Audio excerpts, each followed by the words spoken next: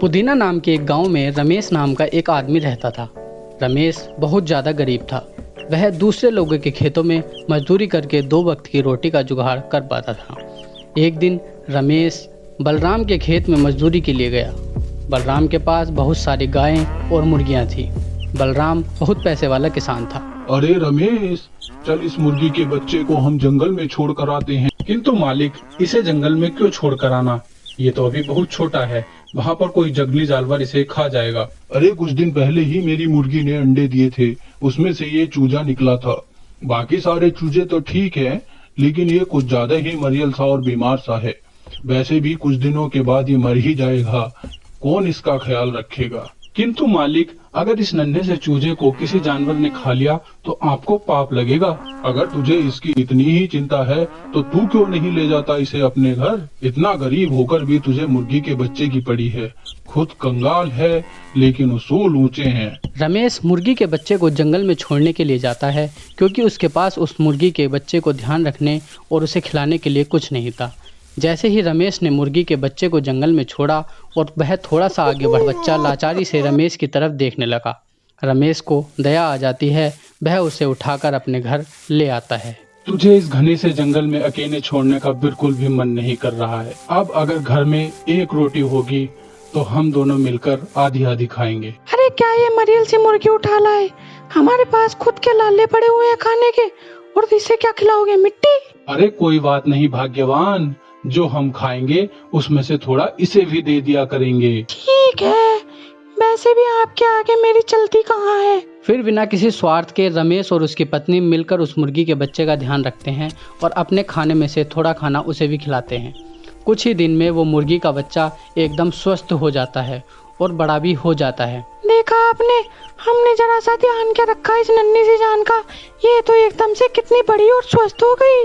अब तो हमें इसके अंडे भी मिलने लगे हैं। चलो अच्छा है, खाना तो नहीं मिला खाने को, लेकिन अंडे तो मिल जाएंगे खाने को।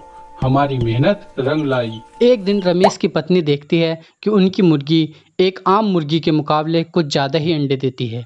वो ये समझ गई कि ये कोई आम मुर्गी नहीं बल्कि एक जादुई मुर्गी है। अजी सुनते हो, मुझे तो लगता है हमारी मुर्गी कोई एक जादुई मुर्गी है।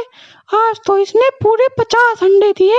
क्या बात करती हो भाग्यवान, 50 अंडे? हाँ जी, पूरे 50 अंडे। ये तो सच में चमत्कार हो गया। अब हम इतने सारे अंडों का क्या करेंगे? क्यों ना हम इन अंडों को गांव में बेचे, इससे 4 पैसे हमारे हाथ में भी आएंगे, जिससे हमारा खाना पीना और घर का खर्चा चलता रहेगा। और फिर कुछ दिनों के बाद हम अपनी इस झोपड़ी को भी ठीक कर लेंगे। बारिश में कितना पानी टपकता है इस छप्पर से, ये पूरा छप्पर टूट चुका है। रमेश और उसकी पत्नी अपनी मुर्गी के अंडों को बेचना शुरू कर देते हैं और धीरे धीरे उनके पास खूब सारे पैसे आने शुरू हो जाते हैं। फिर एक दिन, अरे सुनती हो, ये हमारी मुर्गी तो पहले से भी ज्यादा अंडे देने लगी है। इतने सारे अंडे अब हम पूरे गांव में कैसे बेचें? अब हम क्या करें इन अंडों का? क्यों ना हम एक दुकान खोल लें जिसमें हम अंडों के पकवान बनाया करेंगे, जैसे कि आमलेट या फिर उबला हुआ अंडा, इन सबको बेचा करेंगे। हाँ, ये बिल्कुल ठीक रहेगा। रमेश और उसकी पत्नी मुर्गी के अंडों से बने पकवान बेचने लगे और देखते ही देखते रमेश उस गांव का सबसे अमीर व्यक्ति बन जाता है। अब ये बात बलराम के कानों तक पहुंचती है तो बलराम पहुंच जाता है रमेश के पास। क्या बात है भाई रमेश, तुमने तो देखते ही देखते बहुत तरक्की कर ली भाई। ऐसी कौन सी सोने की खान लग गई तुम्हारे हाथ? जरा हमें भी तो बताओ। अरे नहीं नहीं मालिक, कोई सोने की खान हाथ नहीं लगी। वो मुर्गी का बच्चा याद है आपको, जिसे आपने जंगल में छोड़कर आने को कहा था? हाँ हाँ, अच्छी तरह याद है हमें, वो बीमार और मरियल सा चूजा। अब तक तो वो मर भी गया होगा। अरे नहीं नहीं मालिक, वो एक बड़ी और स्वस्थ मुर्गी बन गई है। उसके अंडे बेचकर ही आज हम इतने अमीर बनी हैं।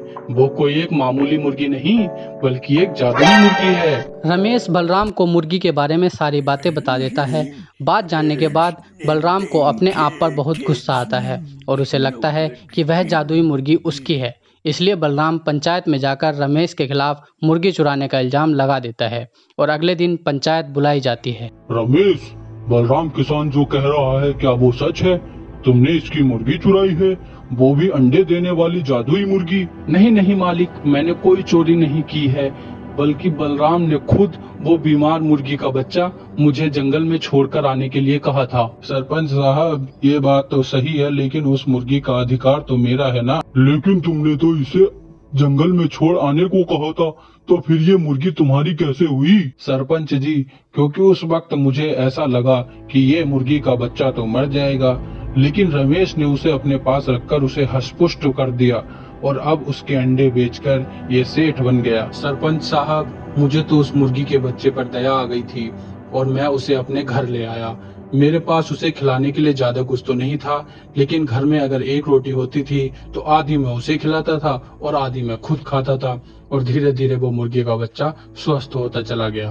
तो कहने का क्या मतलब है कि तुमने इस मुर्गी के बच्चे को ध्यान रखा और इसकी सेवा की, जिससे ये अच्छा हो गया? अरे कई बार तो मेरे पति को बुखार भी आ गया इस मुर्गी के बच्चे की सेवा करते करते। मैं ये सब कुछ नहीं जानता। वो मुर्गी का बच्चा मेरा था और मेरा ही रहेगा। उस पर मेरा पूरा अधिकार है। मुझे मेरा बच्चा वापस चाहिए। बस करो बलराम, ऐसा नहीं होगा। वह मुर्गी का बच्चा रमेश के पास ही रहेगा, क्योंकि उसने उसकी जान बचाई है। सरपंच भी फैसला रमेश के हक में सुनाता है। तब गुस्सा होकर बलराम वहाँ से चला जाता है। एक दिन बलराम अपने आदमियों से कहकर उसकी मुर्गी चोरी करवा देता है। हाय, मैं तो लुट गई, बर्बाद हो गई। कोई हमारी जादुई मुर्गी के बच्चे को चुरा के ले गया। हाँ। मुझे बलराम के बच्चे पर पूरा शक है। उसी ने हमारी मुर्गी चुराई होगी। देखा नहीं, वो पंचायत के फैसले पर कितना नाराज था। चलो हम अभी चलकर अपनी मुर्गी के बच्चे को वापस ले आते हैं। परंतु मैंने उसे अपने बच्चे की तरह पाला था, उसके बगैर मेरा मन नहीं लगता। भगवान पर भरोसा रखो, सब ठीक हो जाएगा। देखना, एक दिन बलराम खुद हमारी मुर्गी हमें वापस देने आएगा। उधर दूसरी तरफ बलराम जबरदस्ती अपने आदमियों से उस मुर्गी से ज़्यादा अंडे निकलवाने की कोशिश करता है। बलराम के घर पर मुर्गी का ज़्यादा ख्याल नहीं रखा जाता, बल्कि वो और उसके आदमी मुर्गी से ज़्यादा अंडे लेने की फिराक में लगे रहते हैं। उसके खाने पीने का ध्यान नहीं रखा जाता। अब हालत ये हो गई कि मुर्गी की हालत फिर से बिगड़ने लगी। वो फिर से कमज़ोर हो गई और उसने अंडे देने बंद कर दिए।